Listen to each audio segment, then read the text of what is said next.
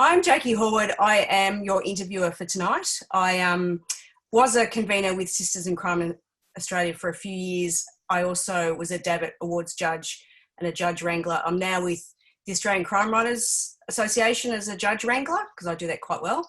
And I've just become deputy chair at Creative Clunes. So, congratulations. Thank you. So we are delighted to have you with us, Lynda, because I think the last time you were with us was 1997, and you were still riding on the wave created by Prime Suspect, and much has happened since then.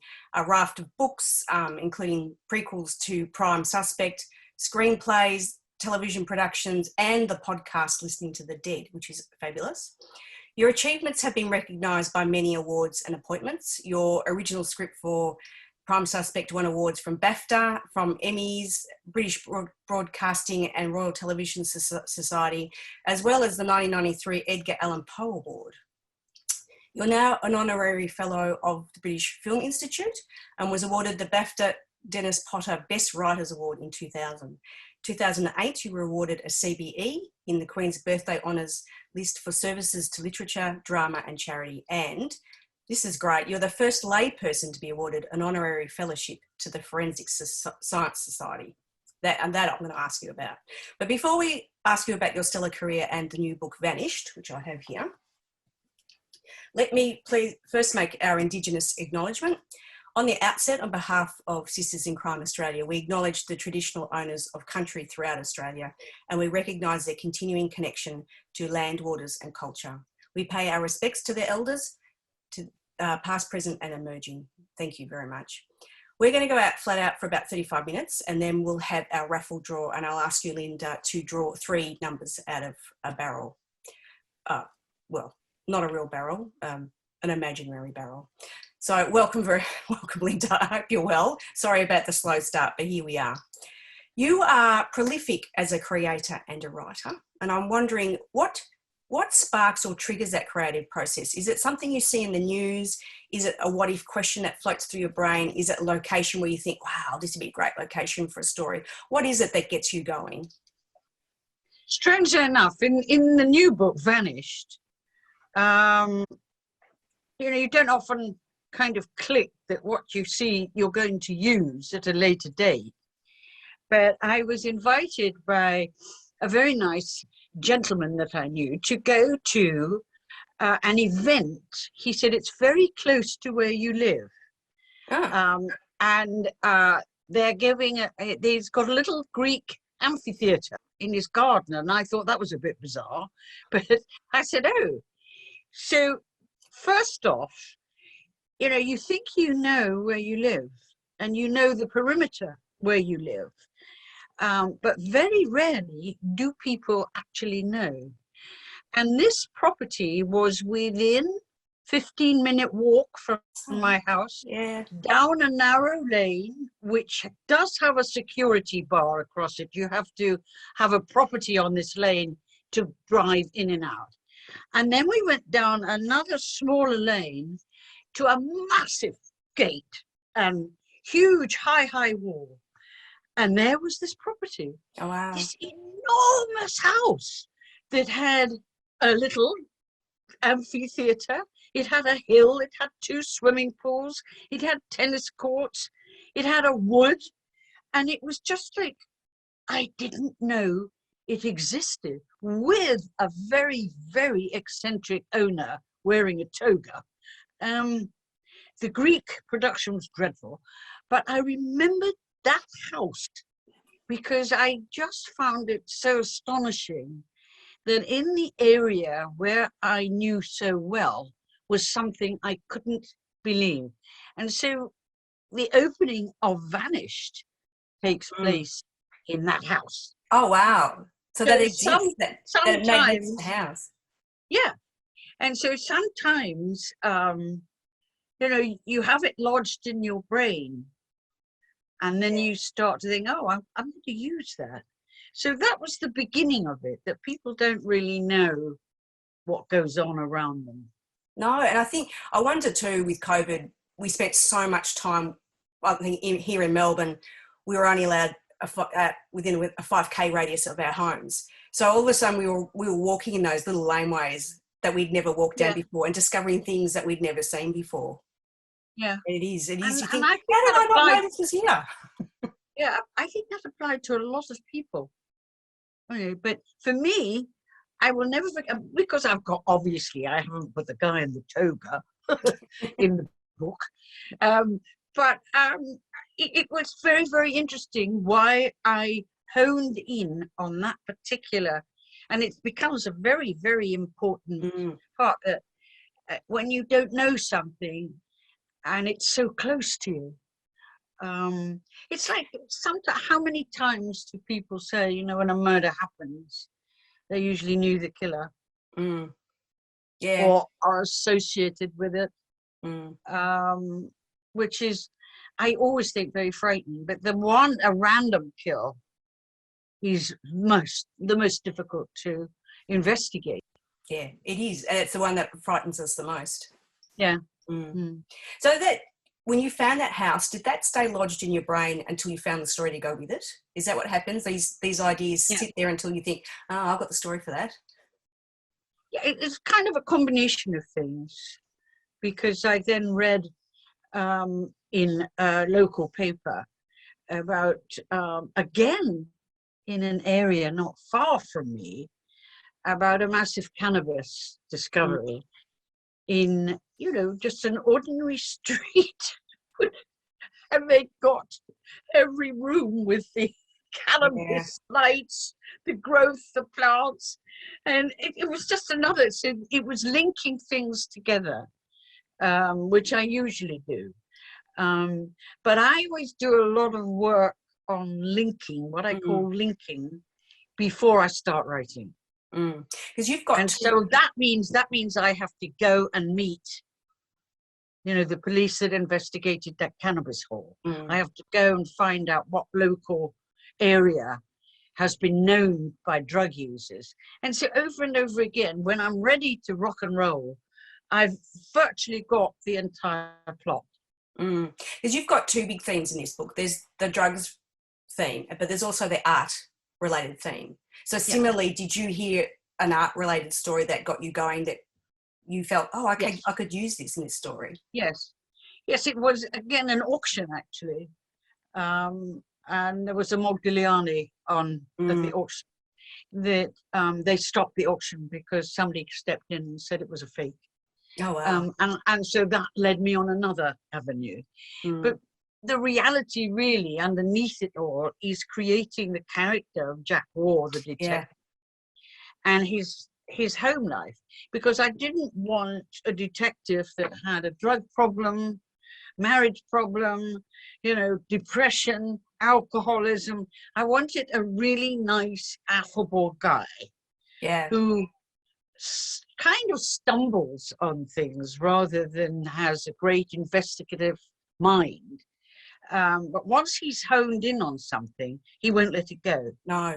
And you've just preempted the question I was going to ask about Jack Warr. So for those of you who are not familiar with the book, this is the third in a series of books about Jack Warr, who's a police officer, who is, and you've said it, he has issues. He has a bit of baggage. He doesn't always make the right choice, but he's not dysfunctional. He holds down a great relationship. He gets married in this book.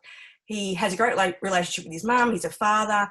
And I wanted to say to you, it was really refreshing to read this character who is not dysfunctional despite everything that's happened to him in the past. Yeah. And so you've already answered that question. The one area, you know, the one area that he is at risk.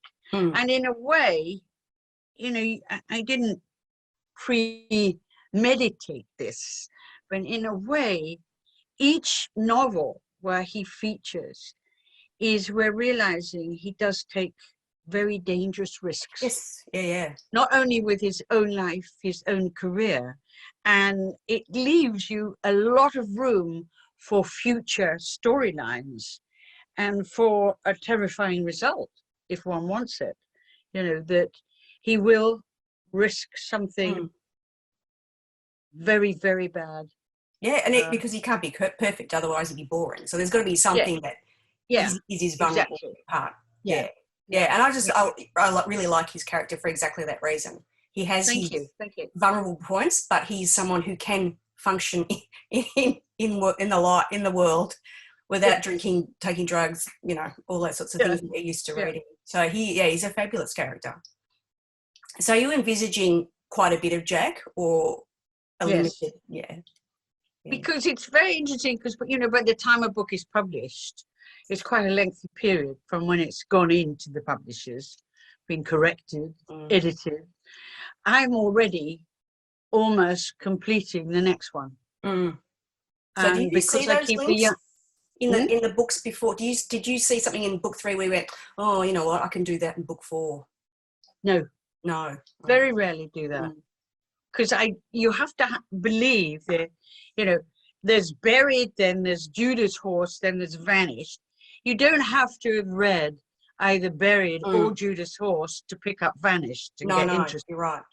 Which is very important, that you don't have too many trailing pickups all the time. So it can stand alone as a novel. Yes, yeah. And I Even though hope there's a bit of crossover in Vanish from something else. yes, but what I hope is that will make you want to look at the other ones. Yes, Hopefully. yes, definitely. Yes, certainly. Yeah. I wanted to talk to you about your career because you have been so prolific. You started off acting. You've also written for TV, and you've obviously written for books. Do you think would indicate to me that you're a storyteller at heart? Do you think that you were always a storyteller looking for the best art form to tell your stories in your career, that you tried a few things out and thought, actually, this is the way I would like to tell my stories?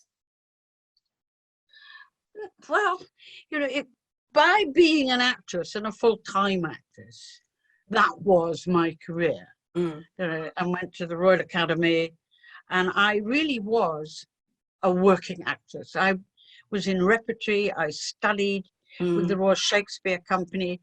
But there comes a point as an actress, if you're in your early 30s and you can't get a look in, then you start to realize you're being cast in the same role over for every television. So when Melvyn Bragg did his show featuring me, they clipped together all the clips of me playing a prostitute in virtually every single cop show. And, it was quite frightening because I had played, hello, love, you're coming my way, bending down into cars, coming out of dark alleyways, opening windows. I mean, it was one after the other. And you realize they were in every single cop show we had running. And there I was, this common prostitute. The ubiquitous prostitute with a heart of gold. Yes, well, I never really had a good enough part to show the heart. Just, she was either found dead in a lift or something. And, that becomes an actor's life, really. You get earmarked as a character, and every script I got had so many other people's fingerprints all over them, turned down by everybody else. And no matter how good you were, I could do musicals, I could do stand-up comedy, I was doing Shakespeare, I was doing Ibsen, Strindberg. Didn't really matter. So in many ways you could be in Liverpool Playhouse, where you just played Hedda Gabler. You come to London and you go for an interview for a Kellogg's cornflakes advert, which was the main substance of money I used to earn then doing adverts. And you've got a row of people saying, so what have you done recently? So I said, well, I starred as Hedda Gabler, and oh no, I didn't see that. No. What else have you done? And so I used to just lie. I'd go up for all these adverts, and they'd say, so what have you been doing recently? I said, well, I've just done Ophelia at the National Theatre. Oh, well, we didn't see that. And they haven't seen it. So. No, they hadn't seen anything. And so I used to make quite a lot of money doing commercials. I think. And so bit by bit, you know, it was sinking in. I was bored, Richard. I really was bored. And I was doing one dreadful series of playing this ridiculous part. Come on, tell us. And What was it? Come on, tell us what it was. I was the gentle touch. Oh. And I played this mother. And there was a wonderful actress in it called Jill Gascoigne. Mm. And she was detective in it. And she had to look at me. It was the mother. I was the mother of a teenage boy who was in trouble. And she had to look at me very, very seriously and say, well, we really need to talk. Why don't you call me Margaret? And I had to say, yes, would you call me Juanita? So I said, can somebody tell me why I'm called Juanita? I mean, I'm not, you know, Spanish or anything. Oh, no, the writer likes that. Keep it. It just got to total hysteria. Mm. Every time we got to that point, she said, call me Margaret. And I said, call me Juanita. And we were told off like two naughty children. Anyway, at the end of that, I talked to I think it was a production manager, and I said, you know, what do you do to write something like this? And he said, oh, well, you send in ideas. Send it to the script department here at ITV and see what they think. I said, what, you just write? He said, just a brief outline of what the story is, and they'll get back to you. So I went home, and ding, ding, ding, ding, I typed out 3 storylines, making sure I had the leading role in every one. Of course. And one of them was called Widows. Widows. Mm. And I sent them off, and they were all rejected. And somebody had written across Widows, this is brilliant. Oh. So I went off and I rewrote it and sent it to Verity Lambert. And for the first time, I didn't use my acting name. I used my married name, La Plante. Mm. And when I went in to meet Verity, after they'd said, please come in and talk to us about Widows, I went in, and first off, somebody there said, because I've been doing shows for her, she's out, I've done all those. So they said, you're not Lynda La Plante, are you? And I said, yes. And they said, oh, we thought it was a transvestite trucker. We didn't believe it was a female. So I said, no, it's me. Then I walked into Verity and he went, oh, God, it's you. So I said, yes. So she said, look, have you written anything before? No. Okay, look, write episode 1. If it's any good, we'll commission the next 5. So it's 6-hour series. So I said, all right. Mm. If episode 1 is no good, that means what we'll have to do is bring in another writer. Would you mind that? I said, no. At the same time, my brain was trying to think, what is a commission? I don't know, what's a commission? So when I got back, I realized what a commission was and that I had to submit an episode. And you think all the TV scripts I'd read, you know, and auditioned with, you know, there they were all around my flat. But the actual logic of interior, exterior, POV, it's not that simple. Yeah, it's not as simple as you think it is. Yeah, you know. And then I remember somebody saying to me, "Remember, most importantly, if you can see it, don't talk it." Terribly important line there, because that was a lot of my beginnings. I remembered that over and over and over again, and because I didn't know the killers, the bank robbers. But I'll tell you something very interesting. In every film unit, usually around about the prop department, well, particularly in England, there's one of those, hello, darling. Yeah. You know, would you like this carpet when we're finished? They were always a little bit tricky, dodgy. And I went to a film unit, and there was a wonderful man. And he said, yeah, I know some villains. I know the Craves. I know. Who do you want to meet? That was it. That's it, yep. I met every single top criminal in England. And I would also learn to keep the look in my face under control. Mm.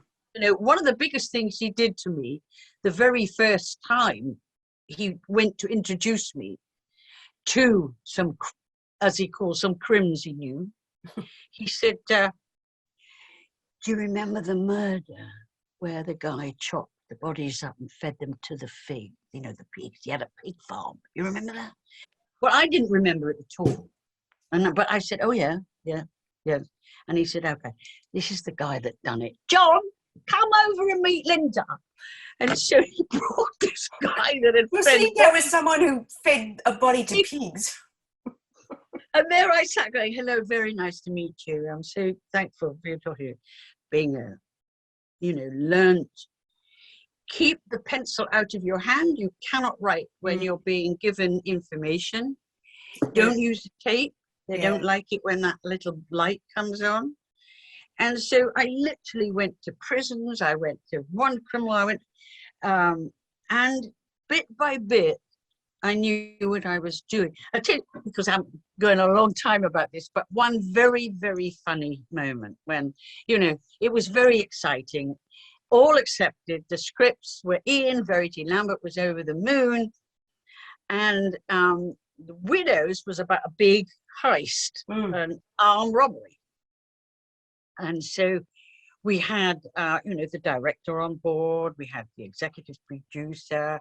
And I said to them, would you like to meet the guy that actually did the armed robbery that is written in the script? And they went, oh, what? That would be fantastic, darling. Oh, oh, yes. Everybody was so over the moon. And I brought him in. And he was probably younger than they thought. He had longish hair. He also had quite an odd face because he'd had a facial reconstruction. Oh, wow. Yeah. He had a fur collar on his a leather coat. Very quiet. About 5'10", fit. And because they'd been so, bring him in, I can't wait to question him, I can't wait to talk to him. So very excited, and I brought him into the boardroom. And he walked in, he sat down in front of them, and they were all around the table, and they went completely and utterly silent. They couldn't say a word. They were all sort of, they were terrified.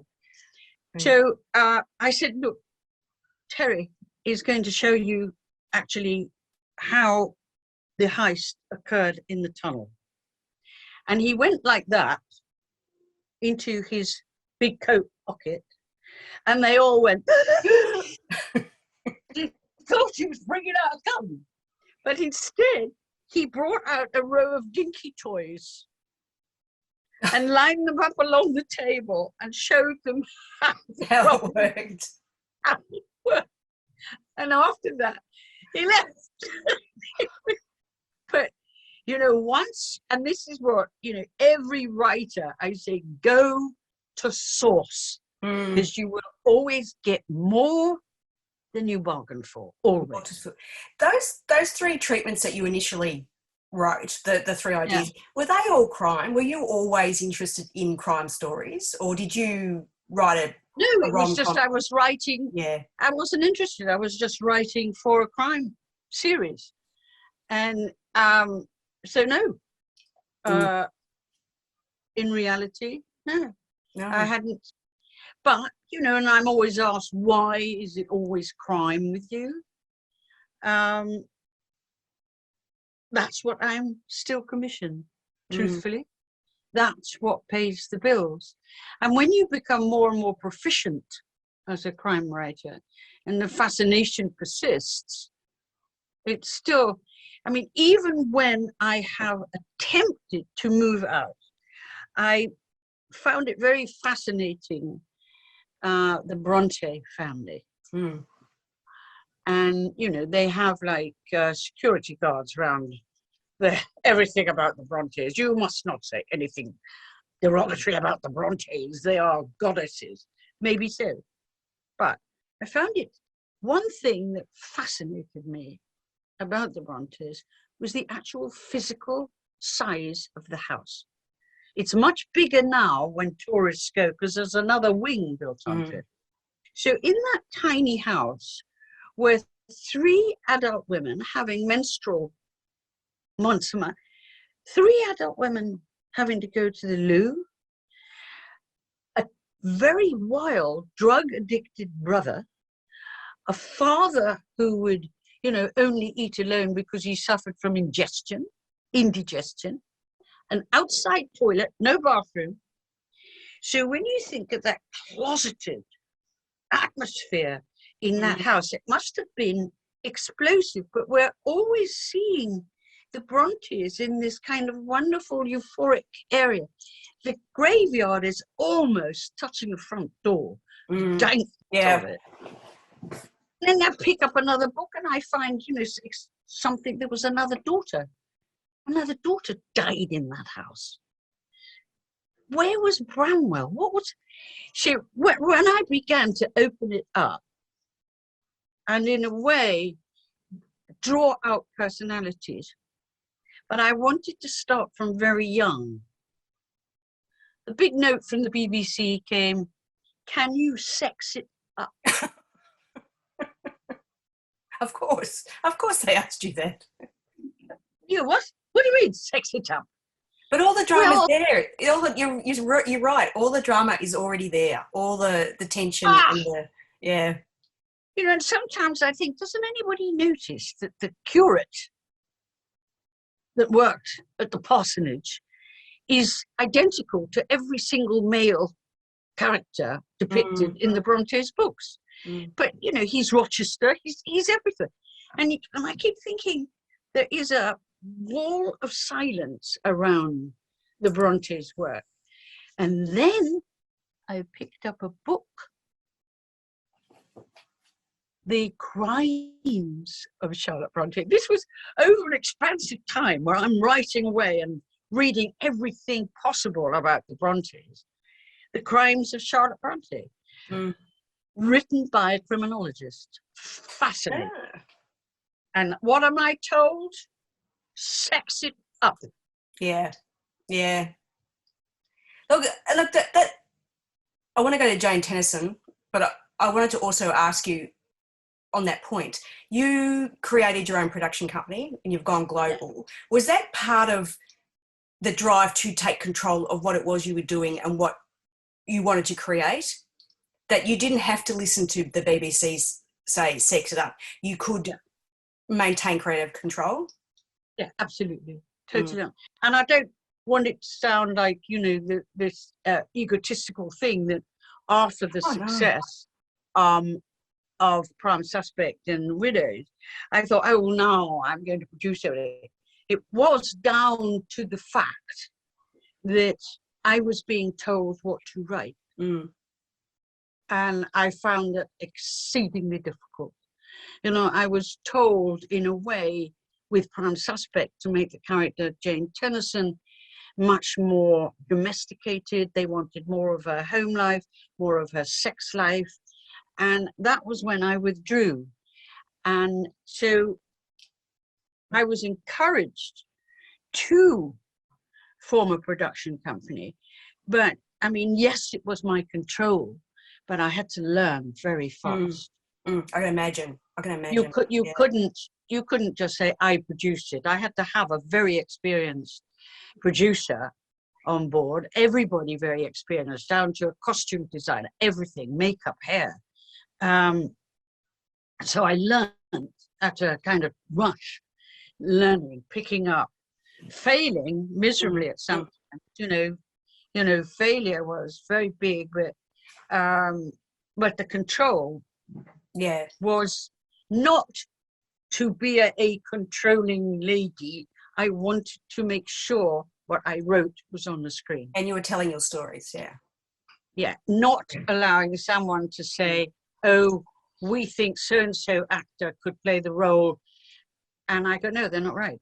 Not right at all. Even in Prime Suspect, because I had been treated very well with Prime Suspect. And in the old days, they used to, I don't know, used to have spotlights where all the actors' names were in it. And you would flick through it and find out who, agent, height, blonde, colouring. And they called me from Granada TV to say, oh, exciting, we found the killer. I said, have you? Oh, yes, wonderful actor. And we're going to give it to him today. And I said, what's his name? So they said his name, and I got my spotlight down, and I'm going through it. And I said, no, you can't. And she said, oh, for goodness sake, why not? I said, well, I'm going to have to come in. So I said, please do not give this actor the part. And so I got a taxi, went into Granada running. And you only imagine what they're saying. Yeah. Oh, God, here she comes. Oh, now what does she want? So then I said, okay, if the actor you have in there can carry me over his right arm down the corridor, then that's fine. She said, I don't know what you're talking about. I said, that's how he moves the bodies. He's big, he's strong. He's strong, yeah. Got to be at least 6 foot. And there was this kind of, yeah, well, you can look again. I said, thank you very much. Thank you very much. You know, and they eventually found the wonderful John Burke. And over again, you know, that my experience as an actress, even to the director, I suggested the part, the actor for the detective who dies in the first episode.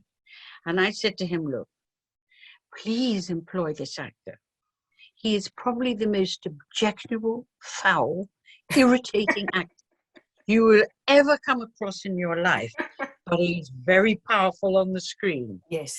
And after, you know, I was right. You know, that huge character came on screen. But and one of the other actors, John Bowe, when recently they gave a wonderful thing at the British Film Institute of, 30 years since Jane Tennison began.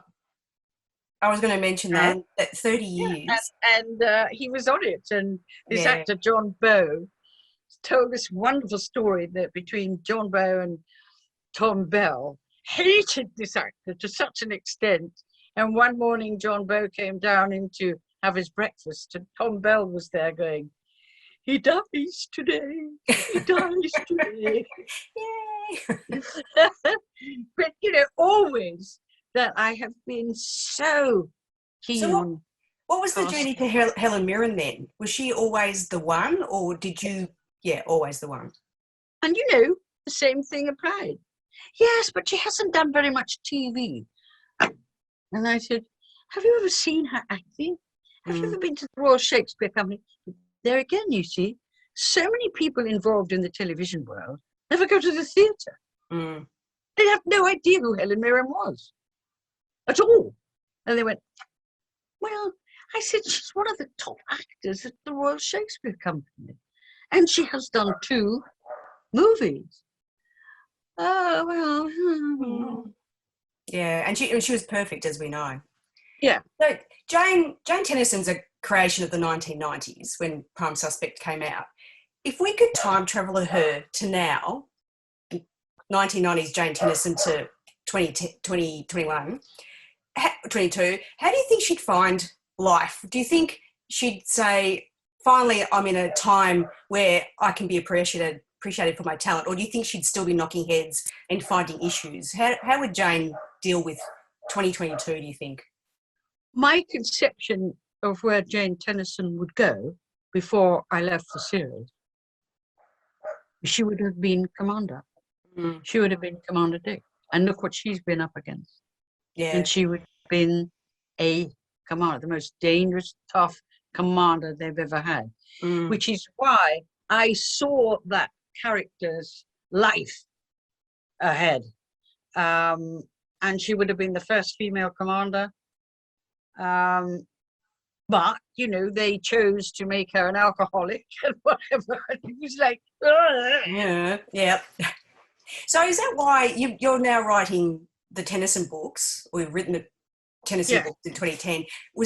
Did you want to go back and say, right, I want to do Jane justice? There's more to be told about Jane Tennison. Also because, you say, where did she come from? Yeah. How did she have that incredible demeanor, that strength, and that obsession?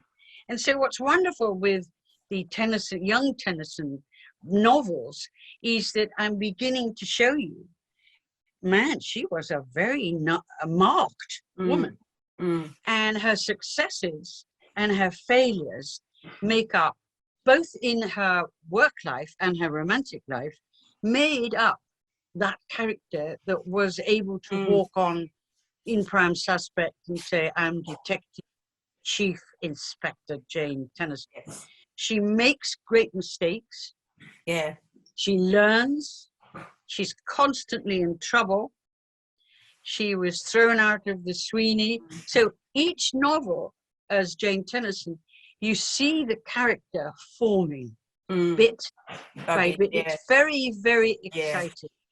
Yeah, it must be really like birthing someone almost. You're creating. It is. Yeah. Which is, again, the awful thing is that when they wanted to make the series of the young Tennyson, I was thrown out. The script, they were rewriting the script, they cast, and actually to look at another woman, and this is one of the things I've said from very early on, often women in power in the television are very, very dangerous towards other women. They like their protective power. And to actually look at somebody who says, we have found this wonderful actor. We think he's so handsome, so sexy. I said, one of the big things about him is he can't act. But he looks good. Well, you don't know. And then they chose a girl who to me reminded me of a little kind of duck, the mouth. And I said, why are you doing this? Why? And in the end, I had no option but to say, look, it's not my show. Walk. Go away. You have to I think I wish I'd done it even earlier than I did, because the humiliation is pretty awful to actually cope with. You do get very stressed by it. And I was told by a wonderfully famous producer, and he said, look, don't get stressed. What are you doing? Do you want revenge? He said, what's the matter with you? And he said, do you know the sweetest revenge of all is success? He said, so true. Just throw it away. Yeah. Don't allow them to pull you down. 2 days later, Steve McQueen asked if he could make a big movie of widows. So it went, and then up. And, the big Hollywood movie of widows came out all those years later. So in reality, that was a very big learning curve. To learn to let go. Yeah. And this is why I always say to all writers, get a thing and print it up. Rejection does not mean no. Yeah, that's wise words. Everyone here, listen to that one.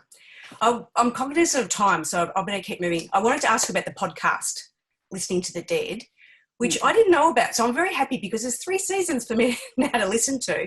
How did that come about? You do it with a crime scene investigator, Cass Sutherland. How did the podcast come about? Well, Cass Sutherland has worked with me for about 15 years now. When he retired as a high-ranking police officer, I used to go to him for information. Now, if he doesn't have the information, he will go to his cohorts. And then my publishers and they got together and they came to me and they said, would you agree to do a podcast?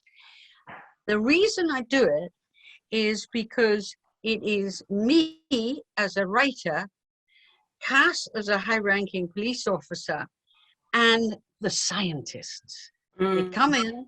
So you will hear me asking forensic scientists everything that you need to know. And because they advance constantly, every year there is a new innovative sequence in DNA, for example. And so writers will get the joy of listening to somebody asking pertinent questions from every scientist connected with policing and crime, from an entomologist, an incredible entomologist talking, really, really so informative. And so that's one of the main reasons I do it, to hopefully encourage writers to say, listen, now, if you need to know something, listen to these scientists. You've got one in your area, one in your country. Go to them, talk to them. Yeah. They will always give you the most amazing detail. Yes. Oh, that's fantastic. There is such a resurgence and interest in true crime at the moment, and I think that the podcast you do helps people to understand how it works, all the component parts of it's not CSI as shown on television. There's a lot more to it, and it's not quite as glam as it's made out to be. Because we focus on one scientist each podcast, so on one it will be an arms specialist, bullets, how you can get to, what a bullet strategy and everything about it, and how in various cases what he has done to find the gun and weapons too. It's very, very interesting. I mean, right now we've got playing out right in front of us that awful thing with the gun that went off with Alec Baldwin. The armory there. I mean, he's saying that the bullet was fired and he didn't press the trigger because it was an old gun. But I've also blood splattering. We've had every single scientist that I depend on for writing come in and talk to us. Yeah, which is, an amazing experience for you. Now, Karina, who's here, has asked me to ask you this question. What kickstarted your life of crime? Being commissioned. There are money, Karina. For widows, money. Money and work. I couldn't believe that much. And then when you think about it now, what it was, the money I was paid, it was peanuts. But another thing, I'm obsessed by this. Every writer, do not sign a single contract without you have a legal appraisal. Mm-hmm. Never mind your agent saying, oh, this is a good deal, do it. Don't do it. Get a lawyer. Read every single inch of it. Mm. I have been robbed blind. Oh, man, I mean nightmare. Robbed blind. Yeah. And just didn't understand what I was signing away everything. Now, there's so much money in audiobooks. There's so much things there. Your contracts used to be 2 thin pages. Now they're like a book. So it's like, everybody, check your contracts. See the tiny thin writing at the end of it. And realize one of the biggest things is a literary agent.